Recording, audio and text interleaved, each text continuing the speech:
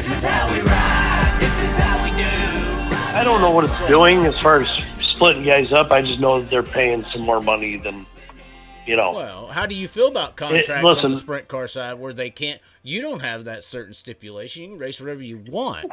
Correct? We have like to be able to do what we do in our division. You have to have great owners to have the ability to race all over the country and follow tours. So I don't know how many sprint car owners can do it. Here's what I do know. As I was a kid growing up, there was World of Outlaws, and they had the All-Stars. Then they had stuff that Swindell and them, maybe even Kinzer tried to start in the 80s. USA the USA deal. Yes. So at the end of the day, if you don't have enough drivers and owners to support it all, it doesn't matter how many times you want to break off. It's going to fail. Nice. So because you don't put pressure on the other tour to do anything, because they just wait you out and they just say, hey, look at it, man. There's only 4 of you or 6 of you that broke off, and then you just piled up a few guys that can they might not have a good enough team to even make a 50 race schedule. Right. Our division's so much different because their Rocket is putting out 300 plus cars a year. Longhorn's putting out close to the same.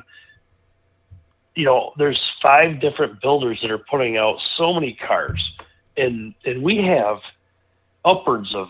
We're getting ready to go to Florida for Speed Weeks, and you're going to go to 7 different tracks or 6 different tracks or whatever it is.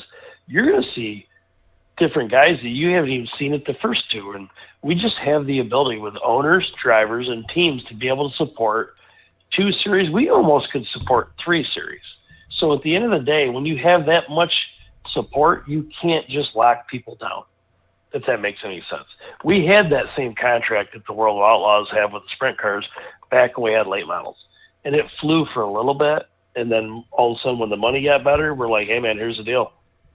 That contract you keep offering us, it ain't that big of a deal. We'll go run back at the time the Stacker 2 series, it turned into Lucas, or we'll just go run an open schedule because there's $10,000 to win races all over the country, like 60 of them. So that's the deal. There's not that many. That's the deal because you had guys like Brent Marks and Anthony McCreadie this year who are from PA who just, they pay a lot over in there, but they traveled as well. Yep. I mean, Brent Marks won historical big one in Kings Royal back to back. That's I think people are seeing those examples of, hey, here's some guys who didn't do nothing, made just as much or more than me. And that I think maybe that step where y'all were at with the Outlaws and the late models back then is maybe where the step the sprint cars are at right now. Maybe, but I just don't know if there's enough teams. Like you got to have, I said, Knoxville obviously gets a lot of cars, but like this $1 million race that they're getting ready to have will show you if there's a chance to do it. Like if they did it right, like if they did our late model deal right, in my opinion, for our $1 million run race at Eldora, they would have had 200 cars there, but everybody's about putting it on first. And so it's $1 million to win. If they paid $20,000 to start, you would have had another 100 guys show up to think that they can make the race. But we all know at the end of the day, there's only 10 of us that probably have that are going to. I mean, still I go back more and look at the record entries books than the for the World last 10 100, years. right? They still have more entries than the World Yeah. 100, right? So I mean, yes, exactly. So what I mean is that if this sprint race doesn't draw 150 sprints, how can you tell me that we can have all these tours, all these extra so you're tours? saying quantity of super late models that are out there. Yes, that's exactly what it is. And now listen, I'm not a super you just late got model them guy. by I'm a big numbers, block guy. You got them by numbers. You got them by owners that are willing to race, and willing to spend what it takes and hire people and go out on the road. Now, granted, I don't know the difference between running a sprint car team on the road versus a late model team. It could be way more because they go all over the country, So you could drive to pretty much every state and see super late models in the Midwest to the East Coast. You can't do that with sprint cars. 410s at least. You were trying to allude to. I'll tell you this. Got Knoxville, Ohio, PA, and as far as in California, West Coast. But as far as that, outside of that, you ain't got much. Houston, that's it. Exactly. And I'll tell you this straight up. I love watching sprint cars. They're dangerous. They're exciting. They're you know, they're not always the best race, but like they do some things that you look and you're like, "Whew, man, that was makes quick. the hair stand up on your arms." Well, yeah, my best so comparison to late models and sprint cars is like you can't get that same closing rate that you see like visually. No. Like a guy messes up in a sprint car race and the guy behind him don't, you can close up 10 car lengths, you know, just that quick. Yeah, you literally want to see how crazy a sprint car is just show up at Volusia and watch these guys go around this Volusia in 12 seconds or 13 seconds.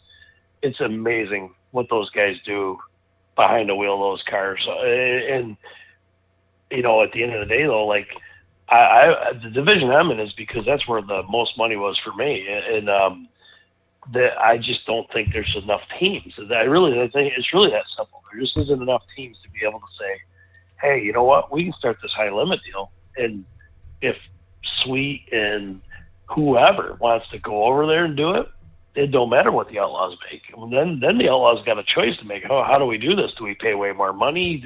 That's why our tour and all of our stuff's got way more money, because you got the Outlaws bumping their money up, you got the Lucas butting their money up, and then you got the XR that just popped in and decided to pay really good money, and it just forces everybody to pay more money. But isn't that because of competition?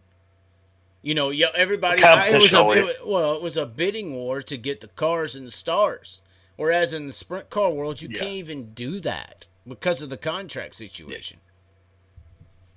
You're never going to be able to do it with the contracts if you don't have a viable option with enough people to support it. But what I'm saying is just like the guys the stars of sprint car racing that everybody wants to watch previously, even prior to this year, for as long as you could think of, since they've been signing this thing, they're in the Outlaw Sprint Car Series. So you could do what an XR did, but you can't get Donnie Schatz and Brad Sweet this last year. You couldn't get them. You can't. Well, we live it. Like I live it. Is what I'm saying. That the sprint cars just don't have any competition. It's competition. Contract. Yeah, well, it's competition. So if you want to do it, you got to be willing to take a hit for a little while to make it better in the end. I mean, I literally raced. I didn't even have any plans to race in the World of Outlaws. We went to Florida, raced some races, and we were just sitting there as a modified guy. We're like, man, we won a UMP race in Volusia. Let's just go World of Outlaw racing as a rookie. But the deal was like that contract wouldn't let you go anywhere. Well, as things evolved and the money kept getting better, and then other people, and I'm telling you, man, it was. If you looked at, say, LaSalle racing a Lucas race, they had all these guys over there, including Bloomquist at the time, who left the Outlaws, some other guys. It just like literally, you got to have some big name teams and big names. You got to have enough of them to be able to do it.